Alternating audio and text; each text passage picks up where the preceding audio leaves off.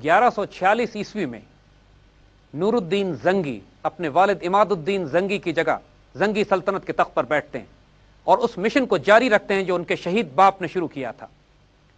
नूरुद्दीन जंगी उम्मत मुस्लिमा के दरवेश तरीन, मुत्तकी तरीन और एक वली अल्लाह जर्नैल और सिपा सालार थे। मौरखीन ये लिखते हैं कि नूरुद्दीन जंगी हजरत उमर बिन अब्दुल अजीज के बाद उम्मत मुस्लिमा के मुत्तकी तरीन सरबराह थे। इनका हुजूर सल्लल्लाहु अलैहि वसल्लम से इतना गहरा रूहानी ताल्लुक था कि जिसकी सिर्फ एक मिसाल आज तक उम्मत मुस्लिमा के लिए मिसले राह बनी हुई है। नूरुद्दीन जंगी ने इसी दौर में वो ख्वाब देखा कि जिसमें हुजूर सल्लल्लाहु अलैहि वसल्लम ख्वाब में तशरीफ लाते हैं और नूरुद्दीन जंगी को हुक्म देते हैं कि मदीने का सफर किया जाए कि वहां पर दो सलीबी हुजूर सल्लल्लाहु अलैहि वसल्लम को तकलीफ पहुंचा रहे हैं। इस ख्वाब को देख के नूरुद्दीन जंगी बेचैन हो जाते हैं और सदका और खैरात करते हैं और उलमा से पूछते हैं कि इसकी तफसीर बयान की जाए।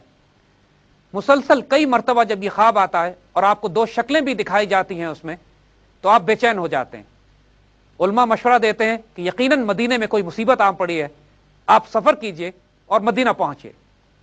नूरुद्दीन जंगी हुजूर सल्लल्लाहु अलैहि वसल्लम के इस बिशारत और उस हुक्म पर अपनी फौज को लेकर तेजी से मदीने का सफर करते हैं।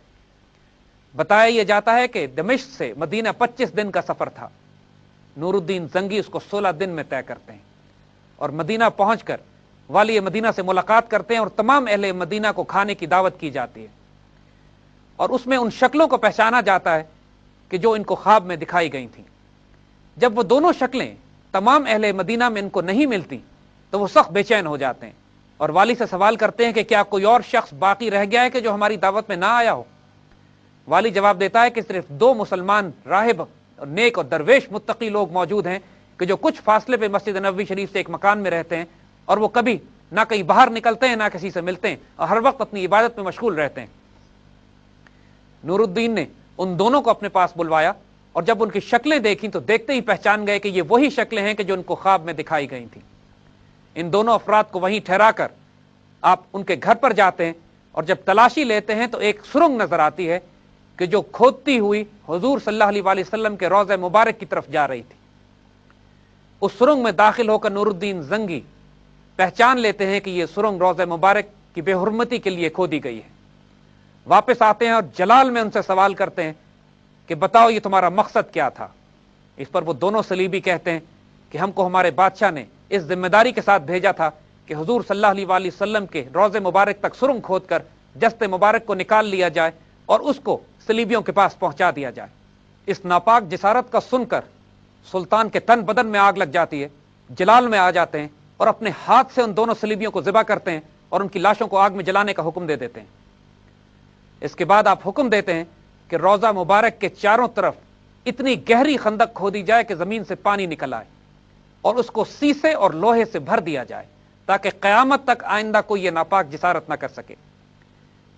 वो खंदक, उसमें भरा हुआ वो सीसा और वो लोहा आज तक मस्जिद नबवी शरीफ में मौजूद है और 1000 साल गुजरने के बावजूद इस जलील कदर सुल्तान के इश्क रसूल और इसकी दीनी गैरत और हमियत की निशानदही करती है और गवाही देती है। इस वाक़े के बाद एक तवील अरसे तक मदीने की गलियों में नूरुद्दीन जंगी रोते हुए फिरते रहे और अपनी खुशनसीबी पर नाज करते रहे कि जिसके लिए रसूलुल्लाह सल्लल्लाहु अलैहि वसल्लम ने पूरी दुनिया से इनको मुंतखब किया था।